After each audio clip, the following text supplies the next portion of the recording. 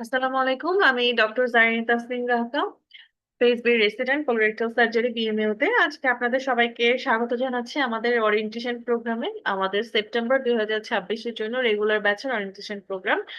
ছোট করে আমরা এখানে শুধুমাত্র ডিসকাস করবো আজকে যে আসলে আমাদের সিলেবাসটা কতটুকু কতটুকু আপনাদের পড়তে হবে, কিভাবে প্রিপারেশন নিলে 6 মাস সময়ের মধ্যে আপনারা খুব ভালো একটা প্রিপারেশন নিয়ে ফেলবেন সেপ্টেম্বর 2026-এর প্রিপারেশনের জন্য, মানে পরীক্ষাটার জন্য, যাতে খুব ভালোভাবে আপনারা সাকসেসফুল হতে পারেন।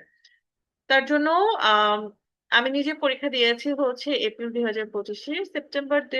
সেপ্টেম্বরের কোশ্চেন গুলো একটু ডিফারেন্ট হয়। 25-এর কোশ্চেন গুলোতে দেখা যায়, এপ্রিলের কোশ্চেন গুলোতে দেখা যায় যে সাধারণত একদম রিকল বেসড থাকে। বাট সেপ্টেম্বর ডায়েটের কোশ্চেন গুলো ইউজুয়ালি একটু টাফ হয়। কিন্তু 6 মাস হচ্ছে মোর দেন এনাফ। এবং স্পেশালি যারা আছেন হয়তো কোনো কোর্সে আছেন বা ডিউটি করছেন, কোথাও জবে আছেন, তাদের জন্য 6 মাস সময় এমআরসিএস পার্ট এ প্রিপারেশনের জন্য মোর দেন এনাফ। কিন্তু আপনাকে ডেডিকেটেডলি এটার জন্য প্রিপারেশন নিতে হবে। আপনার যতটুকু ফ্রি টাইম আছে ততটুকু আপনারা রেগুলারলি পড়াশোনা করবেন, ক্লাসগুলো ফলো করবেন। ক্লাসের পরে গিয়ে কি যেভাবে মেন্টররা বলছে কোন কোন টপিক ইম্পর্টেন্ট, কোন কোন টপিক ফার্স্ট যেভাবে বলছে সেভাবে আপনারা যদি ফলো করেন, খুব ইজিলি আসলে আপনারা এই পুরা মানে জার্নিটা সাকসেসফুলি অ্যাটেন্ড করতে পারবেন।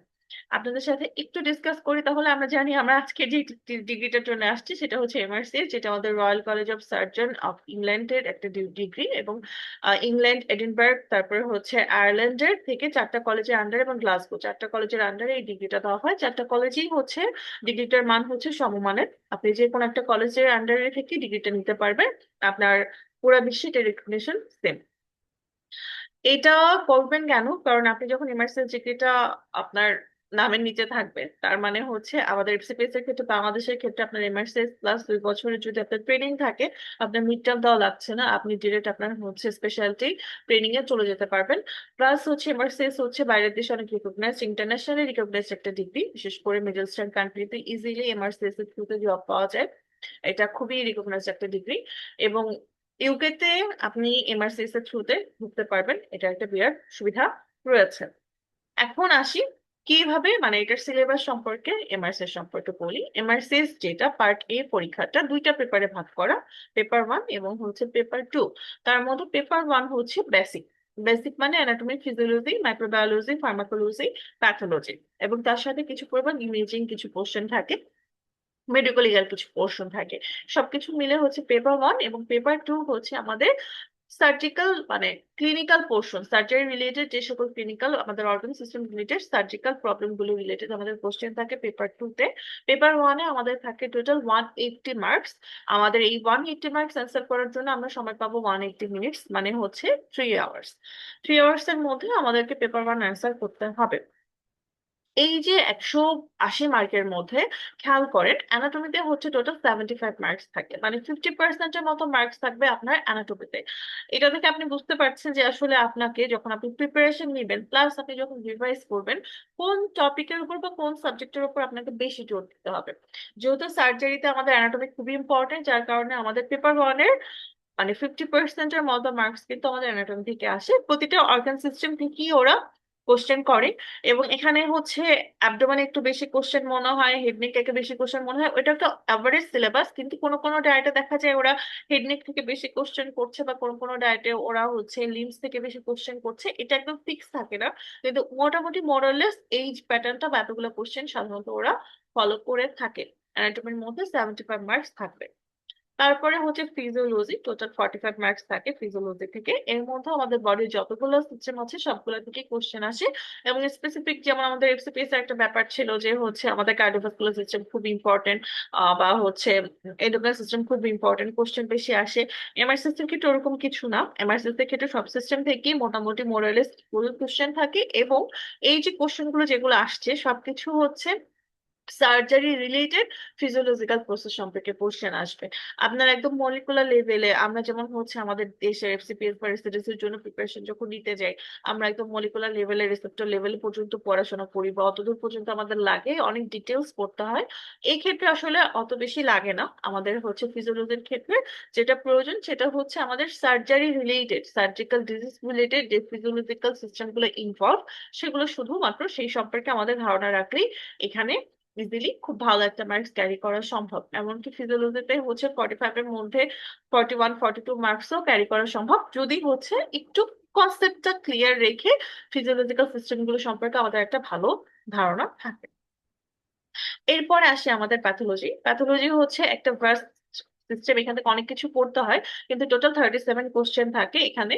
প্রতিটা বডির অর্গান সিস্টেম থেকেই কোশ্চেন আসে, ইমিউনোলজি, হেমাটোলজি, তারপরে হচ্ছে আমাদের কার্ডিওভাস্কুলার সিস্টেম, রেসপিরেটরি সিস্টেম, সবকিছু। কিন্তু এই সবকিছুর ক্ষেত্রে এখানে একটা খেয়াল করেন, অ্যাপ্লাইড সার্জিক্যাল প্যাথোলজি, মানে আপনার সার্জারিতে আপনি যে সকল ডিজিজ ফেস করবেন সেগুলোর প্যাথোলজি শুধুমাত্র আপনাকে পড়তে হবে, এর থেকে বেশি ডিপার লেভেলে আপনাকে যেতে হবে না। কিন্তু সার্জারি রিলেটেড আপনাকে প্যাথোলজিক্যাল সিস্টেম আপনাকে ভালো ধারণা রাখতে হবে। তারপরে আমাদের এছাড়া আদার কিছু সিস্টেম, যেমন ফার্মাকোলজি থেকে আমাদের 8টার মতো কোশ্চেন থাকে, মাইক্রোবায়োলজি থেকে হচ্ছে 7 থেকে 10টা কোশ্চেন থাকে, কিছু ইমেজিং থাকে, আপনাকে একটা এক্স রে দিয়ে দিবে বা একটা ইসিজি দিয়ে দিবে, অথবা হচ্ছে আপনার ডাটা ইন্টারপ্রিটেশন দিবে, হচ্ছে আপনার অ্যাসিড বেস ব্যালেন্স সম্পর্কিত ডাটা ইন্টারপ্রিটেশন বেশি থাকে। ওগুলো আপনাকে রিড করতে হবে, অ্যানালাইসিস করে আপনাকে অ্যান্সার করতে হবে পরীক্ষায়। ফার্মাকোলজিতে হচ্ছে 8 থেকে 10টা থাকে, মাইক্রোবায়োলজিতে 8 থেকে 7 থেকে 10টা, অথবা তার একটু বেশি থাকতে পারে। কিন্তু সবকিছুই কিন্তু সার্জারিতে যতটুকু লাগে সেরকম, মানে আপনি ফার্মাকোলজি থেকে আপনি অ্যান্টিবায়োটিক রিলেটেড কিছু পোর্শন পড়বেন, পেইন কিলার রিলেটেড কিছু পোর্শন পড়বেন, অ্যানেস্থেসিয়া রিলেটেড কিছু পোর্শন পড়বেন, আর কিছু হেমাটোলজিক্যাল যে সকল ড্রাগ আমরা ইউজ করি, আমাদের হচ্ছে অ্যাসপিরিন বা হচ্ছে ক্লপিডোগ্রেল, এই সকল কিছু সুপারফিশিয়াল কিছু হচ্ছে ফার্মাকোলজিক্যাল সম্পর্কে আপনার আইডিয়া রাখলে, ফার্মাকোলজি সম্পর্কে আইডিয়া রাখলে মোটামুটি এই জায়গাটুকু কভার হয়ে যায়। তো পেপার ওয়ানের ক্ষেত্রে আপনি যখন একবার পুরো আমাদের ক্লাস হবে, ক্লাসের সাথে সাথে আপনারা আমাদের শীটটা পড়ে ফেলবেন, তারপরে আমাদের পরীক্ষাগুলো যেগুলো আছে সেগুলো আপনারা দিবেন। এরপরে যখন আপনি রিভাইজ করতে যাবেন, তার মানে আপনাকে 50%-এর মতো টাইম রাখতে হবে অ্যানাটমির জন্য, তারপরে কিন্তু বেশি মার্কস আসতেছে কিন্তু ফিজিওলজির জন্য। তো আপনাকে এভাবে কোন জায়গাতে কত বেশি মার্কস আছে তার উপর ভিত্তি করে আপনাকে আসলে অ্যান্সারটা করতে হবে, যাতে মানে প্রিপারেশনটা নিতে হবে বা হচ্ছে রিভিশনটা করতে হবে, যাতে আপনাদের হচ্ছে শেষ সময়কে একটু কম্প্যাক্ট প্রিপারেশন হয়। এরপরে আসি পেপার 2 রিলেটেড। পেপার 2 120 মার্কস থাকবে, যার জন্য আপনি পাবেন 120 মিনিটস বা 2 আওয়ার্স। টোটাল পরীক্ষা আসলে 5 ঘন্টা, একটা বিশাল বড় পরীক্ষা। সমস্যা যেটা হয় কি, পেপার 1 এর পরীক্ষা কোশ্চেন যদি একটু টাফ হয়ে যায়, আমরা পেপার 2 ক্ষেত্রে নার্ভাস হয়ে যাই। প্লাস পেপার 2 এর যে কোশ্চেন গুলো থাকে সেগুলোর হচ্ছে স্টেম গুলো বা কোশ্চেন গুলো অনেক বড় থাকে, অনেক হাবিজাবি কথাবার্তা লেখা থাকে। সবকিছু লিখে সবকিছু পড়ে 1 মিনিট সময়ের মধ্যে পেপার 2 এর সমস্ত কোশ্চেনটা পড়ে অ্যান্সার বের করাটা একটু টাইম কনজিউমিং ব্যাপার হয়ে যায়। যার কারণে পেপার 2 তে অ্যান্সার করতে গেলে মাঝে মাঝে দেখা যায় একটু ঝামেলা হয়ে যায়। আপনারা যখন প্রিপারেশন নেবেন বা পরীক্ষাগুলো দিবেন, অবশ্যই খেয়াল করবেন সময়ের ব্যাপারটা, যাতে আপনারা টাইমের মধ্যে থেকে অ্যান্সার করতে পারেন। তাহলে পেপার 2 এর টোটাল আমাদের হচ্ছে 120 মার্কস এর মধ্যে 45 মার্কস থাকে। এই এতগুলো আমাদের অর্গান সিস্টেম যা যা আছে সবগুলো থেকে, আমাদের GIT, breast, vascular, every single thing. কোনো কোনো বার আমাদের এই অর্থোপেডিক্স থেকে কোশ্চেন বেশি আসে, কোনো কোনো বার নিউরোসার্জারি থেকে কোশ্চেন বেশি আসে। এটা একদম যে ওভারঅল সবকিছু মিলে 45 মার্কস থাকবে, কিন্তু কোন সিস্টেম থেকে কোশ্চেন বেশি আসবে সেটা আসলে ভ্যারি করে। এই ক্ষেত্রে আপনাকে টোটাল মার্কস 45, কিন্তু তার জন্য আপনাকে অনেকগুলো সিস্টেম পড়তে হবে, এখানে আসলে একটু বেশি এফোর্ট দিতে হয়। মানে আপনি যতটুকু কোশ্চেন পাবেন তার তুলনায় আপনাকে অনেক বাস জিনিস সম্পর্কে আপনাকে আইডিয়া রাখতে হবে এই পেপার 2 এর এই যে কমন কনজেনিটাল এবং অ্যাকুয়ার্ড সার্জিক্যাল কন্ডিশনের যে 45 মার্কস, এটা অ্যান্সার করার জন্য, যার কারণে এখানে একটু বেশি পড়াশোনা করতে হয়। এরপরে আসেন আমাদের যেটা, সেটা হচ্ছে পেরি অপারেটিভ ম্যানেজমেন্ট বা পেরি অপারেটিভ কেয়ার পার প্লাস হচ্ছে আমাদের ট্রমা। এই দুইটা পোর্শন থেকে দেখেন 35 + 30, মোটামুটি 65 মার্কস থাকবে পেরি অপারেটিভ ম্যানেজমেন্ট এবং ট্রমা থেকে। তার মানে কি টোটাল আমাদের পেপার 2 এর 50%-এর বেশি মার্কস থাকবে কি আসতেছে, কোশ্চেন আসতেছে কিন্তু পেরি অপারেটিভ কেয়ার এবং হচ্ছে এই ট্রমা থেকে। তার মানে আপনি যখন রিভাইজ করবেন বা পড়তে থাকবেন, এই দুটো টপিক বা এই দুটো পোর্শন সম্পর্কে খুব ভালো ধারণা নিবেন এবং হচ্ছে বারবার রিভিশন করবেন, যাতে এখান থেকে আপনার কোশ্চেন খুব একটা বেশি মিস না হয়। এই জায়গাগুলো থেকে যদি আপনার কোশ্চেন খুব একটা বেশি মিস না হয়, তাহলে দেখবেন আপনি খুব ইজিলি ক্লিয়ার করে ফেলতে পারছেন। এরপরে আমাদের ইয়াতে পেডিয়াট্রিক সার্জারি থেকে কিছু 5 থেকে 7 কিছু কোশ্চেন থাকে, আর মেডিকেল লিগাল অ্যাসপেক্ট থেকে 3টার মতো কোশ্চেন থাকে। এগুলো মোটামুটি সববারই প্রতি বছরই এভাবেই থাকে, একটু এদিক সেদিক হতে পারে, কিন্তু তার মানে পেপার 2 তে আপনাকে সবচেয়ে বেশি জোর দিতে হবে পেরি অপারেটিভ ম্যানেজমেন্ট এবং হচ্ছে ট্রমার পোর্শনটার উপর। এখন আসলে আপনি পড়বেন কোথা থেকে। ইএমআরসিএস যেটা, ইএমআরসিএস আসলে হচ্ছে একটা কোশ্চেন ব্যাংক, যেটা হচ্ছে এমআরসিএস এর আদলে করা। এমআরসিএস এর যে কোশ্চেন গুলো, যেভাবে কোশ্চেন গুলো আসছে সেভাবেই আসলে করা, কিন্তু ইএমআরসিএস থেকে আপনি হুবহু কোশ্চেন পাবেন না। কারণ আগে একটা সময় ছিল ইএমআরসিএস থেকে হুবহু কোশ্চেন আসতো, কিন্তু এখন আর আসে না। এখন যেটা আসে সেটা হচ্ছে এই সেকেন্ড পার্ট বা রিকল বেসড কোশ্চেন আসে। রিকল থেকেই বা রিকলের টপিক থেকেই আপনার কোশ্চেন আসবে। রিকলের টপিকের বাইরে আপনি হার্ডলি প্রতি বছর একটা বা দুটো টপিক থাকে। তাছাড়া প্রতি বছরই যে সকল টপিক আগের বছরের রিকল গুলোতে আসছে, বিগত 5 বছর যদি আপনি সলভ করেন ডিটেলস বুঝে, তাহলে দেখবেন ওই টপিক গুলো থেকে আপনি কোশ্চেন পাচ্ছেন। তাহলে আমি ইএমআরসিএস এর কথাটা কেন 1 নম্বরে রাখছি? ইএমআরসিএস এ কোশ্চেন ব্যাংকের সাথে কিছু থিওরি পোর্শন থাকে, থিওরি বা একটা ডিজিজ রিলেটেড একটা ডিটেলস থাকে। সেটাই আসলে মূলত আমাদের এমআরসিএস এর বেসিক হিসেবে ধরা যায় বা মেইন ম্যাটেরিয়াল হিসেবে ধরা যায়।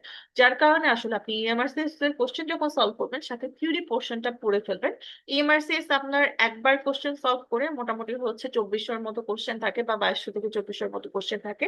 তো সেই 2000-এর মতো কোশ্চেন আপনি একবার সলভ করে আরেকবার রিভিশন করবেন, তার বাইরে আপনার প্রয়োজন নাই বারবার ওটা পড়তে হবে ওরকম কিছু না। 2বার সলভ করলে মোর দ্যান এনাফ। কিন্তু আপনি যখন সলভ করবেন আপনি বুঝবেন, জিনিসটা আপনাকে ভালো ধারণা দিবে যে আপনার এমআরসিএস পার্ট এ পরীক্ষাতে আসলে কোশ্চেন গুলো কিভাবে আসে, বা ওরা কিভাবে অ্যান্সার গুলো চায়, বা কিভাবে ওরা অ্যান্সার ডিটারমাইন করতেছে। যার কারণে আসলে আপনার ইএমআরসিএস টা সলভ করা জরুরি।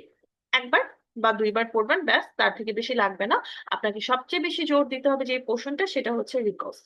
রিকলসটাই আসলে আপনার মেইন ট্রাম্প কার্ড আপনার এমআরসিএস পার্ট এ পাস করার জন্য।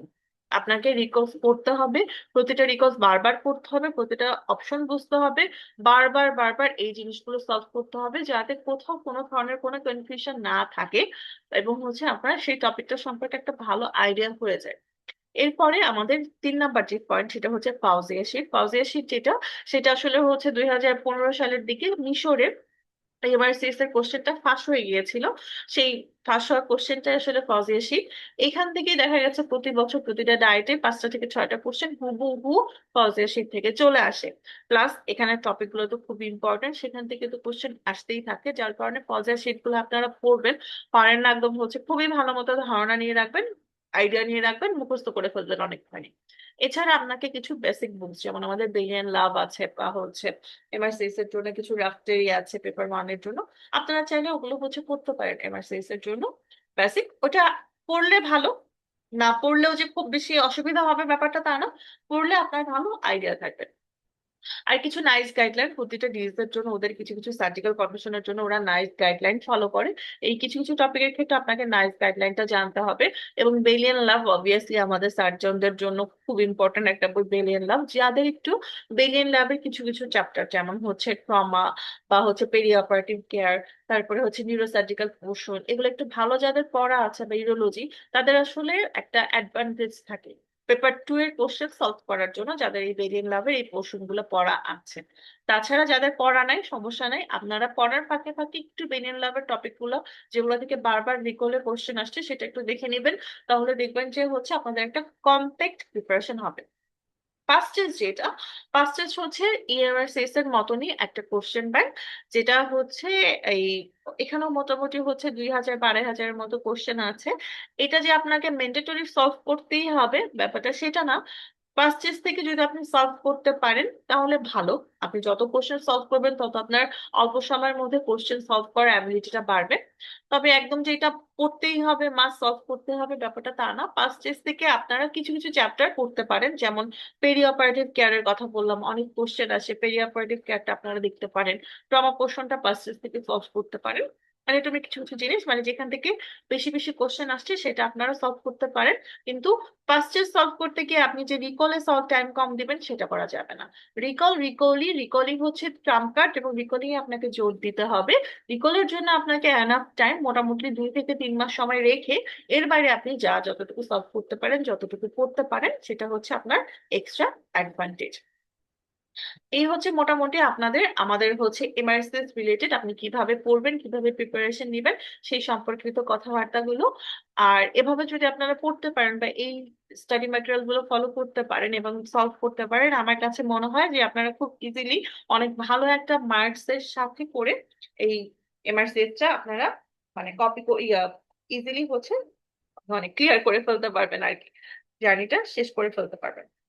আমি অনেকগুলো কথাবার্তা বললাম, এখন আপনাদের সাথে কথা বলার জন্য আমি রিকোয়েস্ট করছি আমাদের জনপ্রিয় মেন্টর।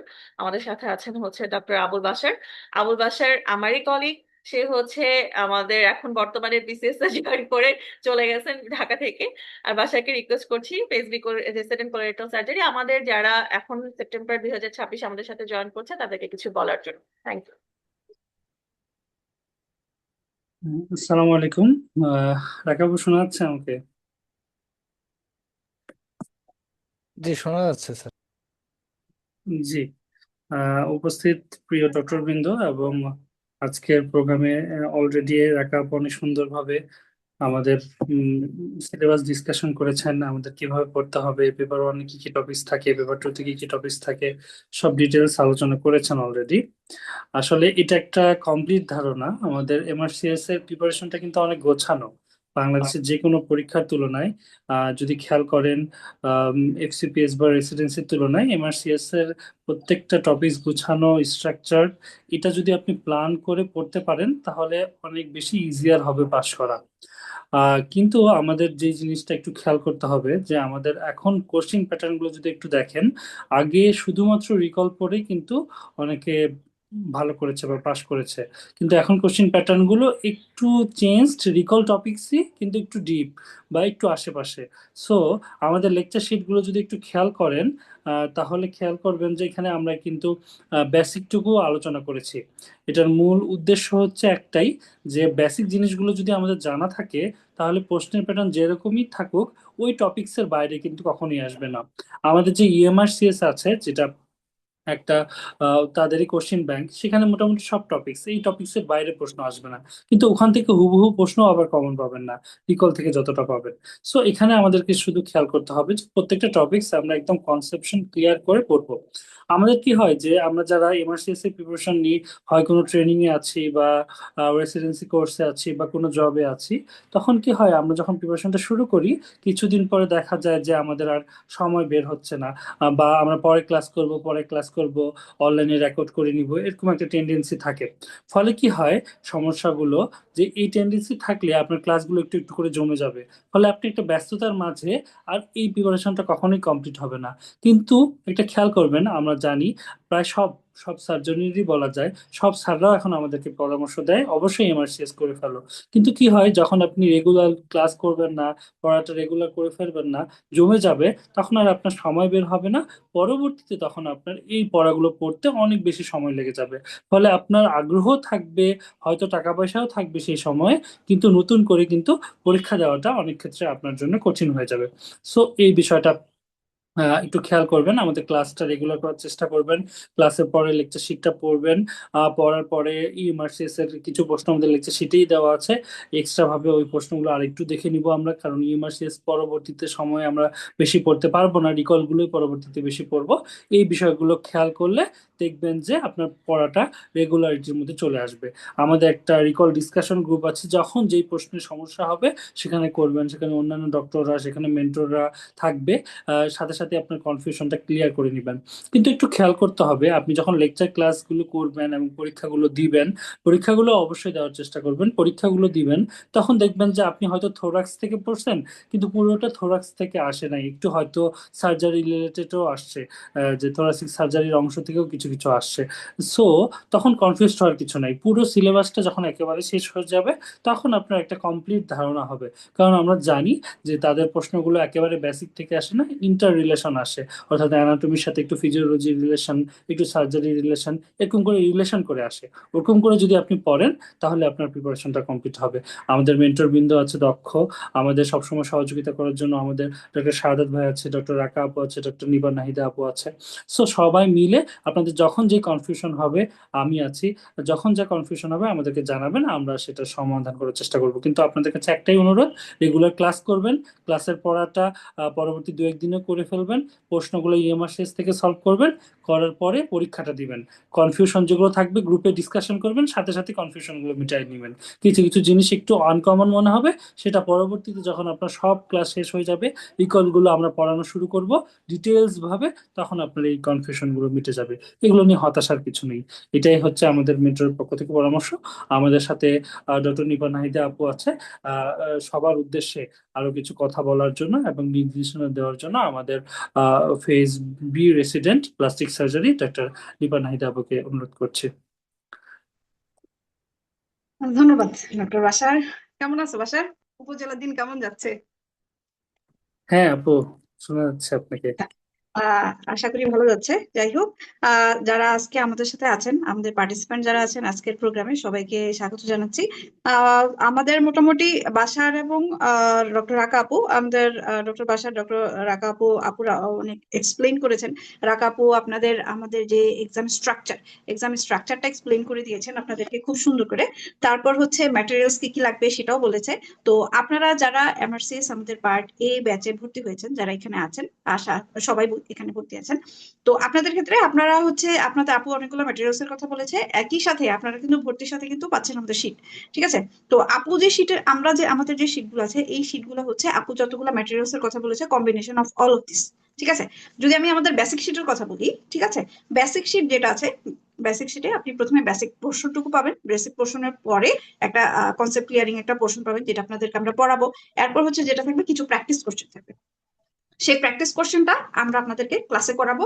আপনারা ক্লাসে রেগুলার প্রেজেন্ট থাকবেন, এবং হচ্ছে আমার ক্লাসে আমি যেটা করি সেটা হচ্ছে যে কোশ্চেনটা আপনি পড়বেন, আমি সলভ করে দিব।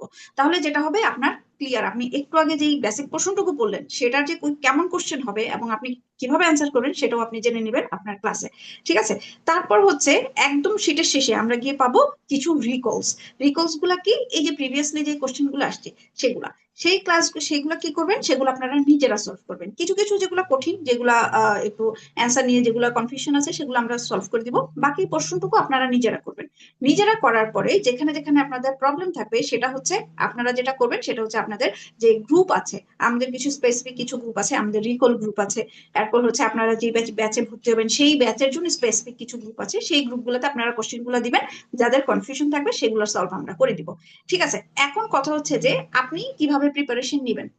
আপনারা যারা চিন্তা করতেছেন যে সেপ্টেম্বরে পরীক্ষা দিবেন বা নেক্সট জানুয়ারিতে পরীক্ষা দিবেন, আপনি আপনার টাইমটা কিভাবে ডিভাইড করে নেবেন।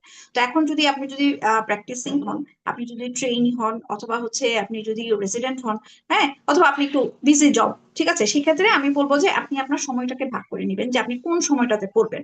আপনি সপ্তাহের প্রথমেই একদম হচ্ছে যে আমি যেটা করি সেটা হচ্ছে যে আপনি আপনার সপ্তাহের প্রথমেই আপনি আপনার সময়টাকে ভাগ করে নেবেন।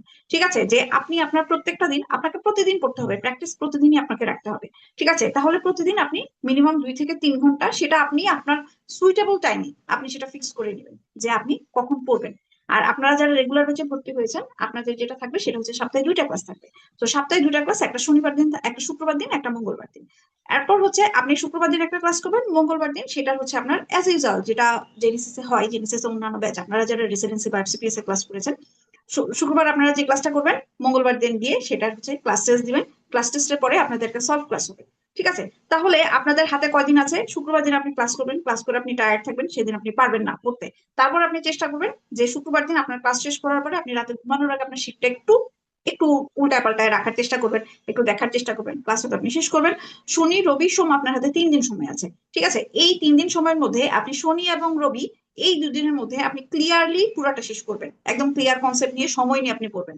এবং সোমবার দিন রাখবেন আপনি আপনার রিভিশনের জন্য। মঙ্গলবার দিন আপনি পরীক্ষা দিবেন এবং ক্লাস করবেন। মঙ্গলবার দিন আপনার হাতে সময় থাকবে না, আপনি সময় বের করতে পারবেন না, কারণ ক্লাসের জন্য আপনার হাতে মিনিমাম 3 ঘন্টা সময় রাখতে হবে, এক্সামের জন্য আধা ঘন্টা সময় রাখতে হবে, এক্সাম এবং সলভ ক্লাসের জন্য আপনাকে আধা ঘন্টা থেকে 1.5 ঘন্টার মতো সময় রাখতে হবে। ঠিক আছে? তাহলে আপনি উইকলি 2 দিন ক্লাস করবেন এবং হচ্ছে এক্সাম দিবেন, বাকি 5 দিন আপনার হাতে আছে, আপনি নিজের জন্য পড়াশোনা করবেন। তাহলে সেই 5 দিন আপনি উইকলি, প্রত্যেক উইক আপনি আপনার সময় ভাগ করে নেবেন, আপনি কোন দিন কতটুকু পর্যন্ত পড়াশোনা করবেন। ঠিক আছে? এটা হচ্ছে আপনি কিভাবে প্রিপারেশন নেবেন এমআরসিএস পার্টের জন্য। এখন কথা হচ্ছে যে এইভাবে যদি আমি পড়ি, আমার জন্য কতদিন লাগবে এমআরসিএস পার্টের প্রিপারেশনের জন্য। আপনি যদি আপনার এই রুটিনটা, উইকলি যে রুটিনটা, সেটা যদি আপনি ফলো করতে পারেন, তাহলে আমি বলবো যে আপনার 4 থেকে 5 মাস, ঠিক আছে, 5 মাসের মধ্যে আপনি আপনার প্রিপারেশন কমপ্লিট করতে পারবেন। 4 থেকে 5 মাসের মধ্যে আপনার প্রিপারেশন আপনি কমপ্লিট করতে পারবেন। আর সবচেয়ে বড় সুবিধা যেটা, সেটা হচ্ছে যে এখানে আপনি একা প্রিপারেশন নিচ্ছেন না, আপনি আমাদের একটা বাঞ্চ অফ মেন্টরসদের সাথে আপনি প্রিপারেশন নিচ্ছেন। ঠিক আছে? তারপর হচ্ছে আসেন, আপনার আপনি সময় আপনার প্ল্যান করলেন, আপনার ডেইলি করে নিলেন। তারপর হচ্ছে আপনাকে যেটা করতে হবে সেটা হচ্ছে যে আপনার প্র্যাকটিস। ঠিক আছে, প্রিভিয়াস যে কোশ্চেন গুলা রিকল প্র্যাকটিসের কোনো বিকল্প নাই এমআরসিএস পার্টের ক্ষেত্রে। কারণ হচ্ছে যে আপু এমআরসিএস দিয়েছি, এমআরসিএস এর কোশ্চেন গুলো আপনি দেখবেন, কিন্তু কথা হচ্ছে এমআরসিএস এর কিছু কিছু কোশ্চেন আমাদের শিটে দেওয়া আছে, ম্যাক্সিমাম কোশ্চেনই আমাদের শিটে দেওয়া আছে। সেই কোশ্চেন গুলা করলে আপনার যেটা হবে, সেই কোশ্চেন আপনার কখনোই কমন করবে না, কিন্তু এখান থেকে আপনি কোশ্চেন কিভাবে হইতে পারে, আপনি কিভাবে প্র্যাকটিস করবেন, সেগুলো নিয়ে আপনি একটা ভালো গাইডলাইন পাবেন। ঠিক আছে, তারপর হচ্ছে আপনি যেটা করতে পারেন, যেহেতু এই আমার সিএস এর পড়াগুলা একটু ক্লিনিক্যাল ওরিয়েন্টেড, নিজে নিজে পড়তে গেলে খুব ফ্রাস্ট্রেটিং লাগে, মনে হয় যেন আমি পারবো না। আমাদের ফ্রেন্ডদের মধ্যে যারা ক্লিনিক্যালি অনেক ভালো, ওরাই হয়তো বা, ওদের জন্য হয়তো বা এই পরীক্ষাগুলা ওরা পারবে। সেক্ষেত্রে আপনি যেটা করতে পারেন, আপনি যেখানে জব করেন অথবা যেখানে আপনি ট্রেনিং হিসেবে আছেন, রেসিডেন্ট হিসেবে আছেন, সেখানে আপনি যেটা করতে পারেন, সেখানে হচ্ছে আপনি আপনার আশেপাশে একটু খুঁজে দেখবেন সামনে কেউ পরীক্ষা দিচ্ছে কিনা। সেক্ষেত্রে আপনি একটা রিডিং পার্টনার যদি খুঁজে নেন, সেটা খুবই ভালো। তবে আপনার রিডিং পার্টনার যেমন হবে, সেটা হচ্ছে যে আপনার রিডিং পার্টনার আপনার মতোই হইতে হবে। এমন রিডিং পার্টনার নেওয়া যাবে না যাকে আপনি ধরে ধরে পড়াবেন, সে আসবে, তাকে আপনি পড়াবেন, তারপর হচ্ছে দুজন একসাথে প্র্যাকটিস করবেন, সেটা কখনোই হবে না। দুইজন, কারণ হচ্ছে আমরা সবাই ব্যস্ত, মোটামুটি আমরা যারা ডাক্তার আছি আমরা সবাই ব্যস্ত, বিভিন্ন ব্যস্ততা থাকে, পারিবারিক ব্যস্ততা আছে, ঠিক আছে, নিজস্ব ব্যস্ততা আছে, জবের পড়াশোনা, অন্যান্য পড়াশোনা। সেক্ষেত্রে আমি যেটা বলবো সেটা হচ্ছে যে আপনার যে রিডিং পার্টনার, তার সাথে আপনারা যেটা করবেন, আপনারা নিজেদের মতো পড়া শেষ করবেন, একসাথে এসে শুধু কোশ্চেন গুলো নিয়ে আলোচনা করবেন। ঠিক আছে, এটা আপনার জন্য খুব ভালো সুবিধা দিবে। এছাড়া হচ্ছে আমাদের যে গ্রুপগুলো আছে, আমি একটু আগে গ্রুপগুলোর কথা বলেছি, গ্রুপগুলোতে আপনারা খুব অ্যাক্টিভ থাকার চেষ্টা করবেন। এবং আপনাদের যে রেগুলার ক্লাস হবে, ক্লাস তো রেগুলার হবে, ক্লাসে রেগুলার। অনেকেই আপনারা ম্যাক্সিমাম অনলাইনে বিভিন্ন ব্যাচে ভর্তি আছেন, সবারই ধারণা যেটা থাকে সেটা হচ্ছে যে না, আজকে ক্লাসটা না করি, আলসেমি লাগতেছে বা ব্যস্ততা আছে, করবো না, পরে রেকর্ড ক্লাস করে নিবো, এভাবে কিন্তু ক্লাস জমে যায়, বাসায় যেটা বারবার বলতেছিল, ক্লাস জমে যায়। আরেকটা ব্যাপার যেটা, সেটা হচ্ছে যে আমরা যখন যদি মানে লাইভ ক্লাসে যদি না থাকি, অনলাইন লাইভ ক্লাসে যদি না থাকি, তাহলে যেটা হয়, ক্লাসের আপনার যে জিনিসটা আপনি বুঝতেছেন না, ঠিক আছে, সেটা হচ্ছে আপনি যখন রেকর্ড দেখতে যাবেন তখন হচ্ছে বারবার পজ করে করে আপনার শোনা লাগতেছে, তারপর হচ্ছে আপনি বুঝতেছেন না। তারপর আপনি যেটা করবেন সেটা হচ্ছে আপনি গ্রুপে পোস্ট দিবেন, মেন্টর দেখবে, মেন্টর দেখার পরে তারপর আপনাকে অ্যান্সার দিবে। কিছু কিছু জিনিস আছে যে এত লম্বা যে মেন্টর হচ্ছে পুরোটা আপনাকে বুঝিয়ে দিতেও পারতেছে না, হয়তো বা ছোট্ট একটা আপনাকে ভয়েস দিতে পারে। ঠিক আছে, তো সেই ক্ষেত্রে আপনাকে যেটা করা লাগবে, আপনি হচ্ছে অনলাইনে বিভিন্ন ছবি সার্চ দিবেন, অনলাইনে সার্চ দিবেন, চ্যাট জিপিটি দেখবেন, আপনার অনেক সময় নষ্ট হবে এইভাবে করতে। এক্ষেত্রে দেখা যায় যে আমার যদি একটা 2.5 ঘন্টার ক্লাস থাকে, সেই 2.5 ঘন্টার ক্লাস শেষ করতে, ঠিক আছে, ইভেন আমার নিজের ক্ষেত্রেও যে 2.5 ঘন্টার একটা ক্লাস যদি থাকে, যে ক্লাসটা আমি লাইভ করি নাই, রেকর্ডেড ক্লাস, যখন আমি 2.5 ঘন্টার ওই ক্লাসটা করতে যাই, সেই ক্লাসটা করতে আমার মিনিমাম 6 থেকে 7 ঘন্টা সময় লাগে। ঠিক আছে, তাহলে এক্ষেত্রে আপনার টাইম অনেক বেশি যাবে। সে কারণে আপনারা বেশিরভাগ চেষ্টা করবেন যে আপনারা হচ্ছে রেগুলার ক্লাসে প্রেজেন্ট থাকার চেষ্টা করবেন। আর যখন এই যে আপনারা যখন ক্লাসে অ্যাবসেন্ট থাকেন, তখন যেটা হয় যে ক্লাসগুলো জমে যেতে থাকে, এই পরীক্ষার পরে ওই পরীক্ষা, কারণ আমাদের ক্লাস তো কন্টিনিউয়াসলি চলতে থাকবে, রুটিন অনুযায়ী ক্লাস চলতে থাকবে। আপনারা যদি ক্লাসে জয়েন না করেন, তাহলে যেটা হবে সেটা হচ্ছে আপনার ক্লাস জমতে থাকবে, এক্সাম জমতে থাকবে, পরীক্ষার আগে খুবই ফ্রাস্ট্রেটিং লাগে, মনে হয় যেন কিছুই পারতেছি না। কারণ আপনাকে আগে বেসিক টুকু কমপ্লিট করতে হবে, ক্লিনিক্যাল টুকু কমপ্লিট করতে হবে। পড়ার সিলেবাস কিন্তু অনেক বড়, হ্যাঁ, এবং হচ্ছে এখানে আপনার রিকল গুলা শেষ করতে হবে। তো আপনাদের কাছে আমার রিকোয়েস্ট যেটা থাকবে সেটা হচ্ছে যে আপনারা রেগুলার ক্লাসে থাকবেন, রেগুলার যখন ক্লাসে থাকবেন তখন আপনাদের জন্য ব্যাপারগুলো অনেক ইজি হয়ে যাবে। ঠিক আছে, তো এখানে আমার সাথে আমি দেখতে পাচ্ছি আমার সাথে যারা যারা আছেন এখানে, ডক্টর সাকিবুজ্জোয়া, তারপর আর দুজন, ওনাদের নাম এখানে নাই। আপনাদের যদি স্পেসিফিক ব্যাচ রিলেটেড কোনো কোশ্চেন বা প্রিপারেশন রিলেটেড কোনো কোশ্চেন যদি থাকে, আমাদেরকে করতে পারেন। এখানে আমরা জেনেসিস এর মেন্টর প্যানেলের পক্ষ থেকে আমি আছি, রাকা আপু আছে। আসসালামু আলাইকুম আপু। আমি ডক্টর সাকিব। আমি মানে পার্ট 1 পাস করছি সার্জারিতে, আবার আপনার মিড টার্ম এবারে জানুয়ারিতে ক্লিয়ার করলাম, জেনেসিসে অনলাইনের সাথেই ছিলাম। সো আমার আচ্ছা, কোশ্চেনটা হচ্ছে যে আমার যে ওই নলেজ গুলা প্রিভিয়াস, এটাতে হুম, আমার কোনো হেল্প হবে নাকি? রিসেন্টলি যে মিড টার্ম দিছি ওইটাতে আমার কি হ্যাঁ, প্রিপারেশন? হ্যাঁ, খুবই খুবই খুবই হেল্প হবে আপনার। এই যে আমাদের যে ক্লিনিক্যাল পার্টটুকু, পেপার 2 এক্সাম 120 মার্কস, ঠিক আছে, 120 মার্কসে আপনি খুবই হেল্পফুল হবে আপনার জন্য, কারণ আপনি মাত্র মিড টার্ম দিয়ে আসছেন, আপনার ক্লিনিক্যাল নলেজ এখন ভালো। ঠিক আছে, আপনি যদি মিড টার্ম, যেহেতু আপনি মিড টার্ম পাস করছেন, আমি আপনাকে এতটুকু গ্যারান্টি দিতে পারি, আপনি এই 120-র মধ্যে 100 আপনি পাবেন পাবেন পাবেন। 100 আপনি মানে কনফার্ম ভাবে দাঁড়াতে, যেহেতু আপনি মিড করছেন। এবং হচ্ছে আপনি আমাদের শিটগুলো পড়েন, যেগুলো থাকে ক্লাস আপনি আপনাকে যেহেতু আপনি মিড টার্ম পাস করছেন, আপনি ক্লিনিক্যালে 120-তে 100 পাবেন আপনি। জি, থ্যাংক ইউ আর আপু। হচ্ছে বেসিক পার্টটুকু, যেটা বেসিক পার্টটুকু একদম যে আমাদের এফসিপিএস বা রেসিডেন্সির জন্য যত বেসিক আমরা করি অত বেসিক কিন্তু না, ওটাও ঘুরে ফিরে ক্লিনিক্যাল পর্যন্তই চলে যায়। এখন যেটা হবে সেটা হচ্ছে যে আপনি বেসিক আর ক্লিনিক্যাল, যেহেতু আপনি মিডটার্ম মানে পাস করে ফেলছেন, এখন আপনার জন্য বেসিকটা অনেক ইজি মনে হবে, এবং বেসিকের সাথে আপনি ক্লিনিক্যালটা খুব তাড়াতাড়ি খুব ভালোভাবে করে নিতে পারবেন, কোরিলেট করে নিতে পারবেন। এছাড়া আমাদের এখানে অন্যান্য যারা আছেন, যারা মানে সাকিব ভাইয়ের মতো অ্যাডভান্স না, তাদের ক্ষেত্রে আমি বলবো যে হচ্ছে ভয় পাওয়ার কোনো কারণ নাই। আপনার প্রিপারেশনের দায়িত্ব আমাদের, যেহেতু আপনি আমাদের ব্যাচে ভর্তি হয়েছেন, আপনি এমআরসিএস পার্টে পরীক্ষা দিবেন, আপনার প্রিপারেশনের দায়িত্ব আমাদের। আমরা আপনি কিভাবে কোরিলেট করবেন, কিভাবে পড়বেন, কিভাবে সামনের দিকে আগাবেন, কোন জায়গাগুলোতে শুধু হচ্ছে আপনাদের সমস্যাগুলো আমাদেরকে বলবেন যে এই জায়গায় সমস্যা ফেস করতেছে, সেটা সমাধানের দায়িত্ব আমাদের। ঠিক আছে? আচ্ছা, আর কারো কোনো কোশ্চেন থাকলে করতে পারেন। আমি এখানে দেখি আর কোনো কোশ্চেন আছে কিনা। এখানে কোনো কোশ্চেন নেই। আচ্ছা, আপনারা আমাদের চ্যাট বক্সে দেখেন, আমাদের চ্যাট বক্সে রিকল গ্রুপের দেওয়া আছে, লিঙ্ক দেওয়া আছে। যারা আছেন আপনারা রিকল ব্যাচে অ্যাড হয়ে যান। হ্যাঁ, আপনাদের রেগুলার ব্যাচের লিঙ্ক গুলোও দেওয়া আছে, আর হচ্ছে রিকল ব্যাচের লিঙ্ক দেওয়া আছে। আপনারা একটু কষ্ট করে চ্যাট বক্স থেকে অ্যাড হয়ে যান। আচ্ছা, আর কারো কোনো কোশ্চেন থাকলে, ডক্টর মানাল আছেন আমাদের সাথে, কোনো কোশ্চেন থাকলে আপনারা আপনাদের ব্যাচ রিলেটেড কোশ্চেন বা এমআরসিএস পার্টি রিলেটেড পার্টির জন্য কোনো কোশ্চেন থাকলে কোশ্চেন করতে পারেন।